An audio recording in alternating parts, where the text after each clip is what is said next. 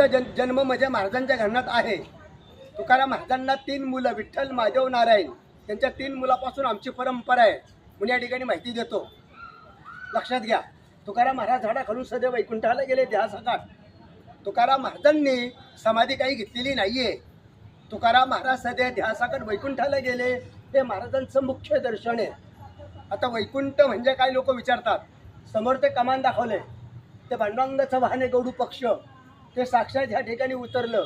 तुकोबाराया त्या पक्ष बसून देह घेऊन गेले, त्याला वैकुंठ म्हटलंय. हे जे झाड आहे हे तुकाराम विजेच्या दिवशी आपोआप हल्ल्यात. होळी झाली की दुसऱ्या दिवशी तुकाराम बीज असते. ह्या ठिकाणी 4 ते 5 लाख यात्रा भरती.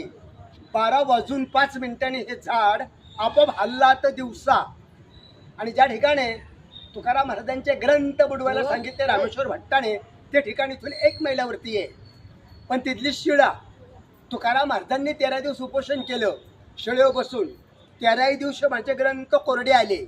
तुम्ही गावात गेला तिथे पाहायला मिळतील. तिथे पांडुरंगाची स्वयंभू मूर्ती आहे. पंढरपुरहून देव या ठिकाणी आलेत. तुकाराम महाराजांचे पूर्वज होते विश्वंभर बुवा, त्यांची वारी होती पंढरीची. त्यावेळेस त्या दृष्टांत झाला विठ्ठल आंब्याखाली आहे. त्यावेळेस ती स्थापना तिथे झाली. आपण जर या ठिकाणी आलो, आपल्याला देहू आणि पंढरी दोन्ही क्षेत्रे ते घडले जातात. तिथं त्यांचं राहतं पण आहे. ज्या ठिकाणी महाराजांनी अभंग लिहिले, एकांतवासी, तो भंडारा डोंगर इथून 3 मैलावरती आहे. हे तुकाराम महाराजांचं वैकुंठ स्थान. इथून वैकुंठाला गेले आणि 3 वेळा परत आले. एक संताजी जगणारे तिली समाजातले, त्यांच्याकरता तुकाराम महाराजांची मुलगी भागीरथबाई तिच्याकरता, आणि संत निळोबाराया त्यांच्याकरता. संताजी दगडांकरता कसे आले, ते महाराजांचा उजवा हात होता. त्यांनी महाराजाकडून वचन घेतलं. म्हणले, महाराज मी जर मेलो तर माझ्या देहाला तुम्ही मूठ माती द्या. तुम्ही जर अगोदर गेले तुमची मी सेवा करील. तुकाराम महाराज अगोदर जातात. मागाहून ते वारले गेले. इथनं सुदुंब्र गाव आहे, 5 ते 6 मैल.